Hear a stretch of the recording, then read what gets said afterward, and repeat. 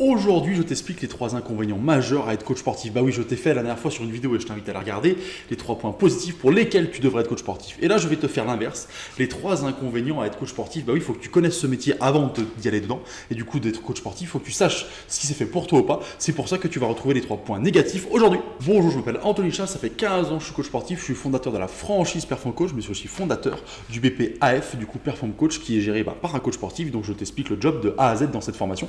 Et tu es un diplômé d'État à la fin de cette formation-là. Alors du coup, je t'explique aujourd'hui les 3 inconvénients. Tu te tâtes, tu dis tiens, j'aime bien le sport, j'aime bien le coaching sportif, c'est peut-être un métier qui peut me plaire. Regarde la vidéo d'avant où je t'explique les 3 points positifs et aujourd'hui, je t'explique les 3 points négatifs. Ça te permet de te situer et d'être sûr de faire le bon choix et d'aller dans le bon chemin.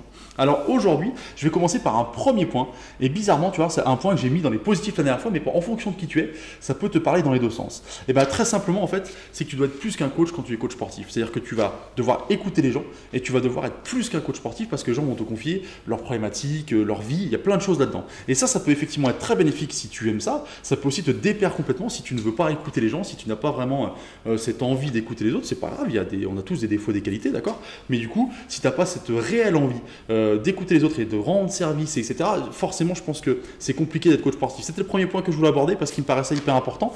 Je garde le troisième et le meilleur pour la fin parce que du coup, le deuxième, c'est que quand tu es coach, tu as aussi plein de choses à faire. Et oui, forcément, si tu te mets à ton compte en tant que coach sportif, tu vas avoir de la compta à gérer, tu vas avoir de la pub à faire, tu vas avoir de la communication à faire, tu vois. Et là, plein de choses finalement qui vont te paraître peut-être sortir de ton cadre complètement. Alors dans ce cas-là, il y a une option, c'est d'être coach sportif uniquement et de m'être employé quelque part. Et ça, dans ce cas-là, tu vas enlever ce côté-là et ça va te soulager. Et là, tu pourras faire ton job en étant coach sportif sans t'occuper de tout ce qui va autour. Le troisième point, et c'est pour moi le plus important, ce sont les horaires. Bah oui, parce que du coup, quand tu es coach sportif, forcément, tu es coach sportif aux heures où les gens ne sont pas au travail. Donc, de manière générale, je dis bien de manière générale, tu vas travailler le matin, le midi et le soir.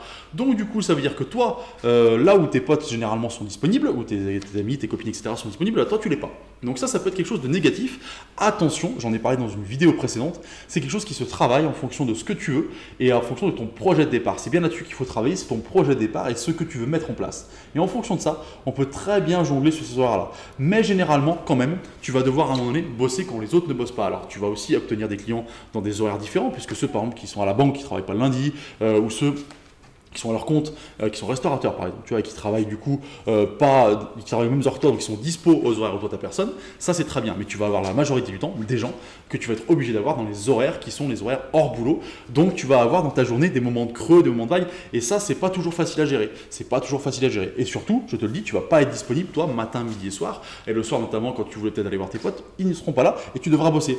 Voilà, donc du coup je te dis c'est compliqué, c'est à mon avis les 3 points négatifs qui sont dans le coaching sportif, c'est ça, c'est que tu vas devoir composer avec des choses qui ne sont peut-être pas les choses que tu préfères ou que tu aimes. Alors dans chaque job, on a des choses pour et des choses contre. Moi, je t'ai mis les inconvénients selon moi du coaching sportif. Certains s'arrangent, d'autres non. Certains ont des possibilités d'arrangement, d'autres non. Mais en tout cas, sache que c'est un super métier et que moi, je te conseille de le faire.